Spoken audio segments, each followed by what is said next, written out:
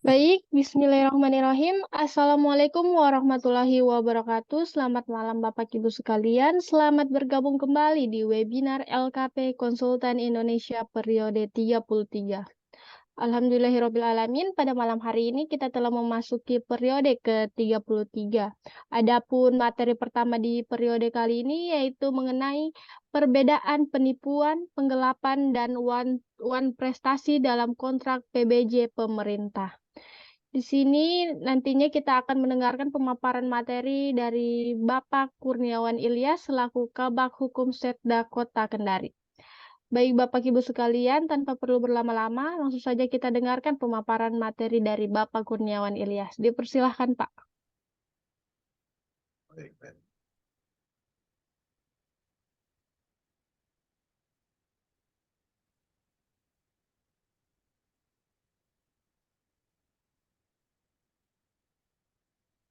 Baik, terima kasih. Assalamualaikum warahmatullahi wabarakatuh. Selamat malam, salam sejahtera. Malam ini materi yang saya sajikan ini adalah sebuah peristiwa konkret sebenarnya, sebuah kejadian yang sedang saya tangani terhadap kontrak pengadaan barang dan jasa pemerintah. Nah, ada 3 pelanggaran yang masuk dalam kategori ini gitu. Apakah penipuan, penggelapan, dan wan prestasi masuk di ranah pidana ataupun penipuan, penggelapan, dan wan prestasi masuk di ranah hukum perdata. Jadi memang ada beberapa kasus ya yang sudah berjalan ini, sehingga penting mengangkat ini agar ketika berhadapan dengan sebuah peristiwa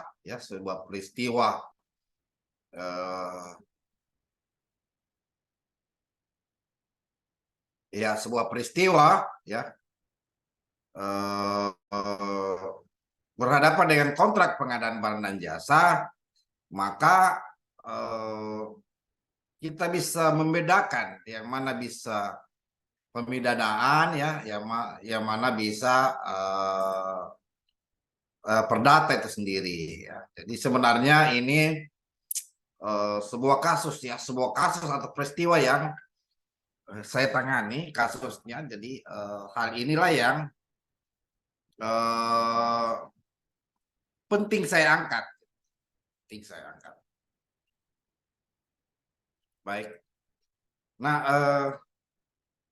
dalam KUH pidana ini penggelapan ini masuk di pasal 372. Apa perbedaannya ya penggelapan dengan pencurian? Ya, pencurian itu melawan hukum, bukan barang miliknya, tapi barang itu bukan pada kekuasaannya, tidak berada di tangannya, itu pencurian. Sedangkan penggelapan ya sengaja melawan hukum, maksud memiliki sebagian atau seluruhnya kepunyaan orang lain. Nah, ini kalau di penggelapan sama, di pencurian sama pasalnya. Tetapi yang ada dalam kekuasaannya di pencurian ya, yang membedakan pencurian dan penggelapan adalah bukan ada pada kekuasaannya. Dia berada di satu tempat. Dia berada di lokasi lain. Sedangkan kalau penggelapan dia berada di kekuasaannya, di tangannya. Tuh, jadi itu. Ada juga perbuatan penipuan ya, bukan penipuan ini ya, penipuan gitu. Penipuan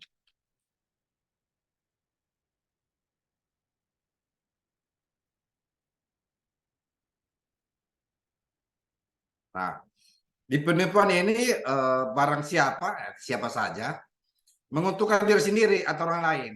melawan hukum dengan memakai nama palsu, martabat palsu, dengan tipu muslihat atau rangkaian kebohongan. Jadi penipuan ini saya kasih contoh ya.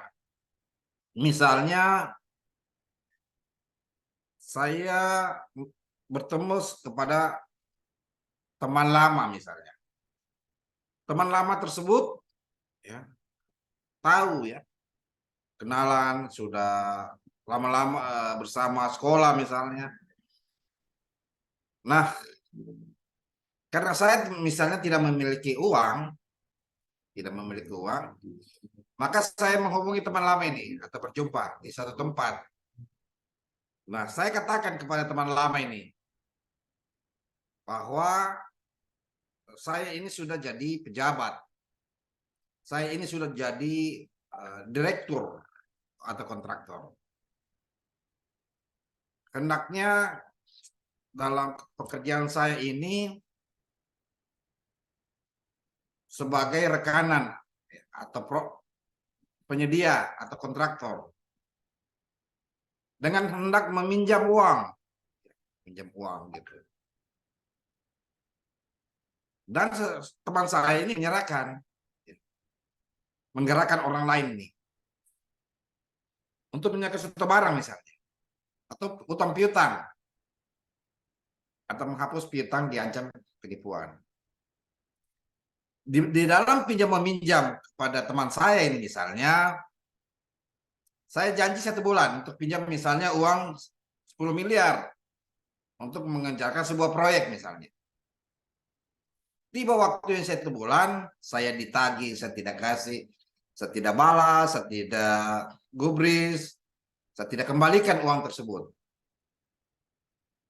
Nah, selidik punya selidik, ya, masuk di ranah penegak hukum. Nah, ternyata ditemukan saya bukan seorang direktur, saya bukan seorang kontraktor, gitu. Saya cuma pegawai biasa di suatu perusahaan misalnya. Berarti ada nama palsu, martabat palsu, dengan tipu muslihat atau saya bohongi teman saya untuk menggerakkan uang, untuk menggerakkan uang kepada saya. Itu suatu penipuan gitu. Jadi ada rangkaian kebohongan sebelum perjanjian, sebelum kontrak. Jadi saya bohong dulu, baru dia pinjamkan uang. Saya bohong dulu atau saya buat martabat palsu hingga dia bisa pinjamkan uang. Ternyata proyek itu juga tidak ada saya kerja. Uang itu saya tidak gunakan untuk proyek. Uang itu saya gunakan untuk pesta-pesta misalnya. Jadi sudah ada martabat palsu. Sehingga si teman saya gerakan untuk menyerahkan satu uangnya gitu. Dicek di sebuah tempat, ternyata tidak ada proyek dimaksud. Jadi sudah ada kebohongan yang saya buat sebelum penyerahan uang. Ya, gitu. Jadi di KUH Perdata ini perjanjian ini ditujukan untuk memberikan sesuatu. Ya. Pasal 1234. Atau untuk berbuat sesuatu atau tidak berbuat sesuatu gitu. Ini KUH Perdata, ini KUH Pidana. Di Perpres 16 tahun 2000, Perpres 12 tahun 2021 tentang perubahan Perpres 16 tahun 2018 tentang pengadaan barang dan jasa, tegas ya. Kontrak barang dan jasa adalah perjanjian tertulis antara PA, KPA, PPK. Pertanyaannya adalah, ketika saya sebagai PA, sebagai KPA, sebagai PPK, nyatanya saya sebagai KPA misalnya, contoh saya sebagai kabak ya, sebagai kabak ini kan KPA, melakukan perjanjian, ya, perjanjian kepada penyedia atau pelaksana sekolah. Berarti martabat saya, nama saya tidak palsu, karena memang kenyataan saya punya kantor, saya kepala bagian, ya, saya KPA merangkap PPK, berjanji kepada penyedia, membuat perjanjian untuk misalnya kontrak pengadaan laptop misalnya. Saya berjanji. Isi perjanjian itu apa? Pasti ada anggarannya, ya, lokasinya, sumber uangnya, kapan pembayarannya, kapan juga penyedia untuk mewujudkan barangnya, ya, mengantar barangnya di kantor, melakukan pengujian atas barang, apakah sesuai jumlahnya, apakah sesuai dengan mutunya, itu ada di perjanjian tertulis. Kalau penipuan, ada yang perjanjian tertulis, ada juga tidak perjanjian tertulis. Tapi kalau kontrak pelanggaran barang jasa, sudah harus perjanjian tertulis, tidak ada dengan lisan. Ya, jadi itu yang membedakan. Jadi kalau penipuan itu tadi bahwa ada juga perjanjian kesepakatan, ya gitu. Jadi itu. Jadi ini ya prestasi, ini prestasi.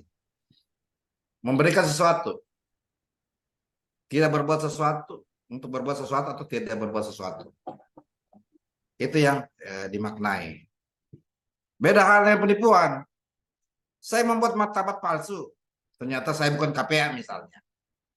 Saya cuma kepala bidang, ya PPTK. Bukan KPA, bukan PPK. Jadi kenyataannya demikian ya. Nah, ini pasal penggelapan ya, pasal penggelapan. Nah, ini ada di Undang-Undang 1 yang terbaru ya 2023 tentang KUHP. Sama ya kekuasaannya. Apa perbedaannya penipuan atau penggelapan? Kalau penipuan, ya, barang awalnya, ya, barang tersebut awalnya ada pada korban, yang selanjutnya diserahkan kepada pelaku dengan daya upaya yang dilakukan pelaku. Sedangkan penggelapan, barang yang hendak dimiliki pelaku diperoleh bukan tindak pidana, melainkan dikuasai. Yang dikuasai secara nyata oleh sang pelaku. Niat pelaku sejak dari awal kalau penipuan. Jadi memang niatnya sudah membujuk korban. Misalnya membujuk teman saya untuk mendapatkan suatu uang atau barang. Kan gitu. Jadi niatnya. Nah, kalau penggelapan, niat barang baru niat memiliki suatu barang baru ada setelah barang tersebut untuk beberapa waktu sudah ada di tangan pelaku. Ya, seperti definisi tadi ya, di dalam kekuasaan. Ya, kekuasaan. Penipuan, ini enggak, baru selesai saat korban menyerahkan barang. Ya, jadi penipuan itu baru, kalau cuma bujuk-bujuk saja, tapi barang juga belum diserahkan, ya berarti bukan penipuan. Kalau sudah bujuk-bujuk, nah, baru barang itu diserahkan dan di kemudian hari tidak misalnya dikembalikan, ya itu adalah penipuan. Objeknya mencakup utang, pengakuan utang atau menghapus utang. Kalau penggelapan terbatas pada uang, ya, atau barang, barang itu sendiri ya. Jadi itu penggelapan. Kalau jasa tidak ya, jasa. Kalau uang, barang, gitu.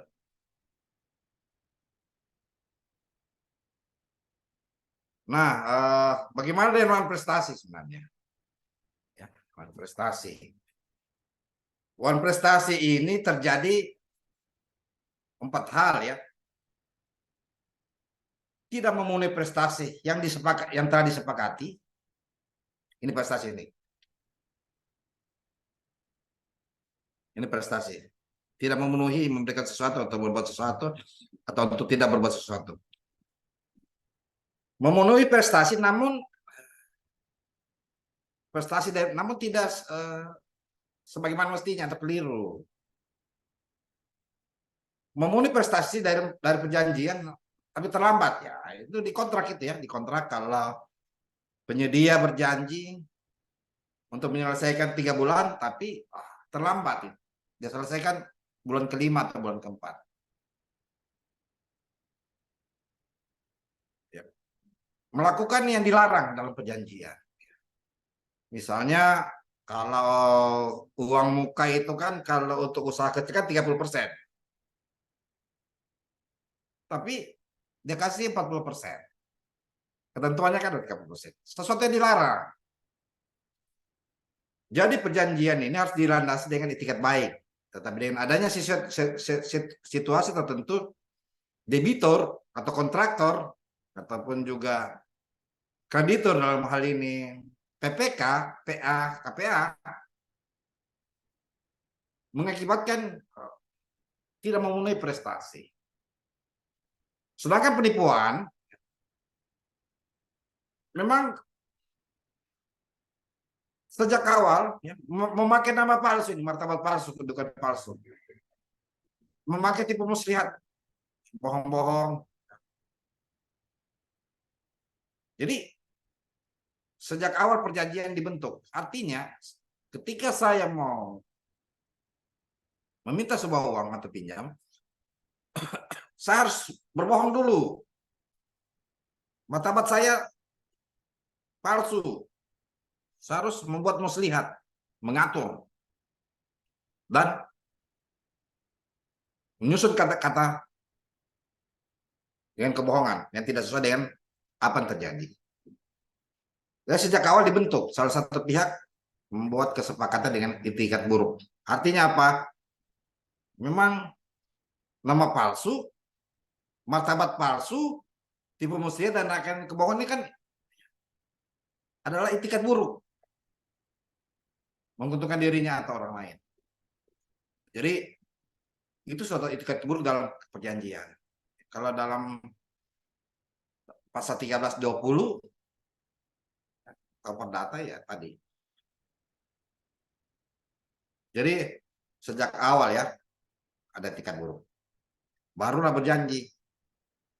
Tidak mungkin seseorang akan memberikan saya uang jika saya tidak memakai martabat palsu. Misalnya nih, saya seorang karyawan, diketahui seorang karyawan, hendak meminjam uang, menyampaikan kepada si B, teman saya misalnya,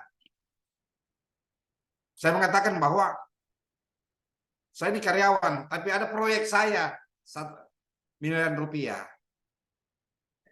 Miliar rupiah. Berarti tadi saya menggunakan martabat palsu atau tipu muslihat. Mana seorang karyawan punya proyek miliaran rupiah? Kan begitu. Tapi karena teman, dia memberikan. Mana ada seorang karyawan memberi proyek, kecuali dari seorang direktur misalnya. Jadi, ini nih. Penipuan ini, penipuan. Mensreanya apa? Dan tindak pidana. Kondisi jiwa. Jadi penipuan jiwa sebenarnya ada dalam KUH Perdata ya. Tapi ini kita bicara kondisi jiwa atau sikap batin pelaku. Sengaja dengan maksud, misalnya sudah dikehendaki sejak awal bahwa saya akan mengambil uang dengan cara kebohongan. Atau sengaja dengan kepastian. Dengan kebohongan saya, pasti saya dapat uang. Kesengajaan dan kemungkinan dengan tipu muslihat saya, kata-kata saya, kemungkinan dia memberikan. Jadi ada juga fakta sebelum delik, antefaktum. Saya sudah memang memakai kata palsu, gitu. Kata palsu, nama palsu, kebohongan. Sedangkan aktus reusnya, ya perbuatan saya bicara, saya bertemu, saya dikasih kwitansi misalnya. Dan post factumnya, fakta setelah terjadi, menguntungkan diri saya sendiri atau orang lain. dengan melawan hukum. Jadi kesimpulannya adalah kalau untuk tindak pidana penipuan kontrak ya, menghendaki untuk mewujudkan suatu perbuatan, menghendaki untuk tidak berbuat atau melalaikan kewajiban hukum, dan juga menghendaki timbulnya akibat dari perbuatan itu. Perbuatan penipuan dalam kontrak misalnya tidak transparan, itu tadi mau lihat gitu, palsu. Saya diskriminasi, apa diskriminasi? Ya tadi, saya membeda-bedakan. Kalau dalam penipuan dalam kontrak pengalaman jasa ini, saya membedakan dengan penyedia lainnya. Objek lokasi masih dalam sengketa atau tidak jelas. Sumber anggarannya tidak pasti. Tidak ada pengadaan atau pembebasan tanah. Misalnya, kalau misalnya pekerjaan jalan. Ada juga lain prestasi dalam kontrak dalam keperdata. Ya, saya tidak memiliki itikat baik. Objeknya itu tidak jelas. Sesuatu yang terlarang misalnya. Sesuatu yang terlarang. Kayak tadi ya. Gua muka. Fakta sebelum verbin tenis dalam bahasa Belandanya itu perikatan ya. Terjadi. Saya tidak unleashing, maksudnya tidak unleashing, tidak memberikan penjelasan di dalam tahapan pengadaan barang dan jasa. Aktus reusnya, perbuatan lahiriah,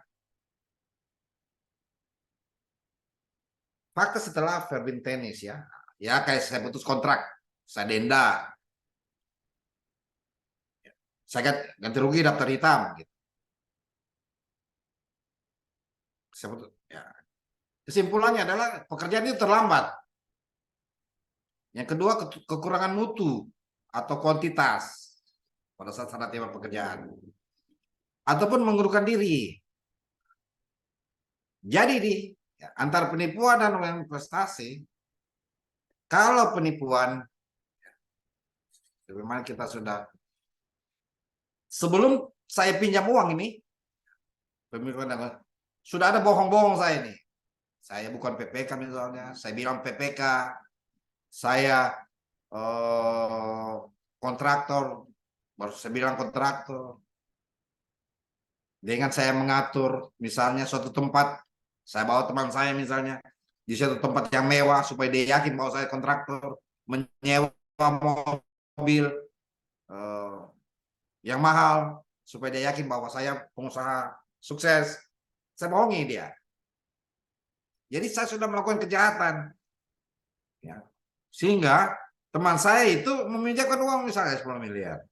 Ternyata punya selidik, itu mobil saya sewa. Itu tempat bukan kantor saya, cuma saya pinjam berapa jam. Jadi ada kejahatan sebelum ada perbuatan melawan hukum sebelum perjanjian. Sedangkan kalau di kontrak atau investasi ada perbuatan melawan hukum, ya, ada perbuatan melanggar hukum, ada perbuatan tidak memulai prestasi setelah perjanjian. Misalnya tadi ya, dia terlambat, kekurangan mutu ya tentu saya putus kontrak dan lain-lain. Jadi dilihat dari perbuatannya. Kalau di penipuan tidak ada pemutusan kontrak, dengan sendirinya ketika dilaporkan di polisi, di penegak hukum, jadi tidak ada pemutusan kontrak itu. Itu yang membedakan ya antara penipuan dengan uang prestasi. Demikian yang bisa saya sajikan. Saya serahkan kepada moderator. Baik, Bapak Ibu sekalian, selanjutnya kita beralih ke sesi tanya jawab atau diskusi. Bagi Bapak Ibu yang ingin mengajukan pertanyaan bisa langsung mengaktifkan mikrofonnya, dipersilakan.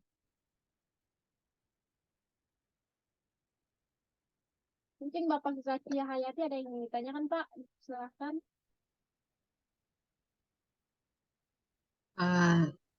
Jelas aja udah penjelasannya, Bu. Silakan Bu.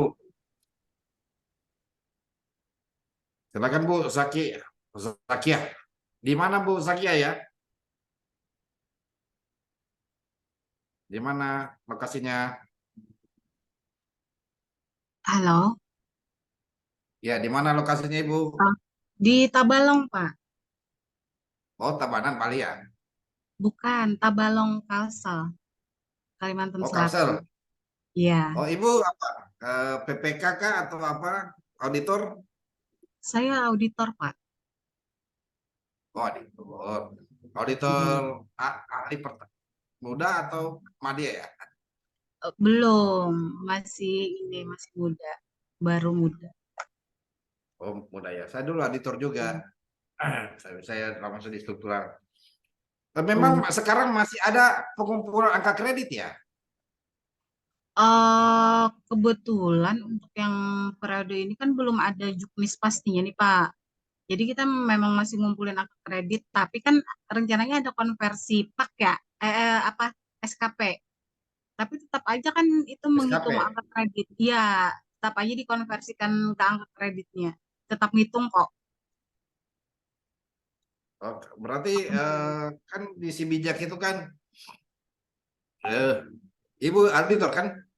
Iya, Berarti tidak ada lagi di si bijak dong kita upload itu apa dan lain-lain ya. kayaknya masih ya Pak untuk yang Madia. Oh, untuk yang media masih upload di si bijak Iya, ya? iya, Yang apa namanya angka kredit utama yang apa? Sudah enggak. lupa sudah Kalau yang muda sudah. enggak. Kalau yang muda SKP saja. Iya, Oh, ya, yang muda dan yang pertama. enggak. Oh, masih SKP saja. Jadi kalau untuk media masih upload kegiatan apa deh yang ada itu tadi yang utama tambahan itu dan lain-lain itu kan Iya. gitu. Kalau kita masih ngumpulin ini Pak, tapi nggak di-upload ke ini ke aplikasi Hmm, yang Madia tidak aja. diupdate. Iya. Oh, gitu. Jadi tetap mengumpulkan seperti seminar dan lain-lain ya, apa Ya, kegiatan. masih enggak. Diklat, Masih seminar, penilaian masih penilaiannya 0, gitu 0,75 kalau untuk webinar masih, dan lain-lain ya. masih, ya. Angka kreditnya Iya, saya kecil. sudah iya, saya sudah berapa bulan ini? Sudah kurang lebih 7 bulan lah, berarti. Ya 7 bulan tidak menginput isi bijak karena kayak sudah masuk struktural. Oh, gitu ya, Pak. Inspektorat mana Bapak dulunya, Pak? Saya di Kota Kendari, Bu. Oh, Kendari. Ya, sini Kendari. Jadi setelah saya ditarik di struktural, langsung hilang ingatan saya, apa namanya, menginput di si bijak. Jadi, Iya. tapi kalau memeriksa masih kencang. Kalau saya periksa dampingi teman-teman, ya kebetulan saya dampingi teman-teman biasa kalau berhadapan dengan BPK, itu Iya.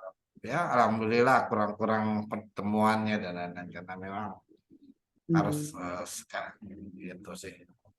Iya. Itu sih Bu. Ya, makasih Bu ya sudah Iya. bergabung ya. Iya, sama-sama Pak. Makasih ilmunya. Ya, ya, Assalamualaikum. Waalaikumsalam. Pak, mungkin ada close statement Pak sebelum kita akhiri. Ya baik, pertama penipuan itu adalah kejahatan yang dilakukan atau perbuatan melawan hukum yang dilakukan atau perbuatan prestasi dilakukan sebelum terjadinya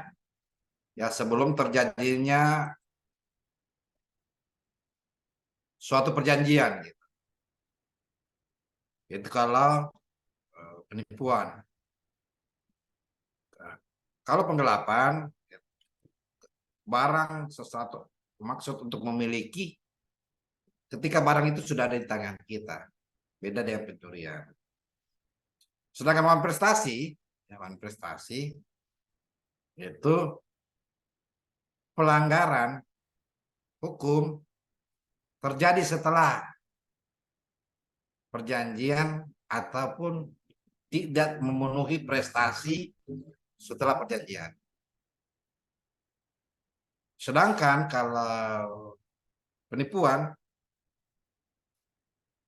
tidak ada wan prestasi sebelum perjanjian, tapi pelanggaran hukum yang sudah hukum yang terjadi sebelum perjanjian. Kalau wan prestasi pelanggaran hukum setelah perjanjian. Itu yang membedakan antara wan prestasi dengan penipuan. Itu yang membedakan. Demikian. Terima kasih, saya serahkan kepada moderator. Baik, hadirin sekalian, demikianlah rangkaian webinar pada malam hari ini. Saya ucapkan terima kasih kepada narasumber atas kesediaan waktunya. Saya juga ucapkan terima kasih kepada Bapak Ibu yang sudah menyempatkan waktunya untuk bergabung di webinar pada malam hari ini. Pada akhir kata, saya selaku moderator pamit undur diri. Mohon maaf apabila masih banyak kesalahan dan kekurangan di webinar pada malam hari ini. Wassalamualaikum warahmatullahi wabarakatuh. Waalaikumsalam.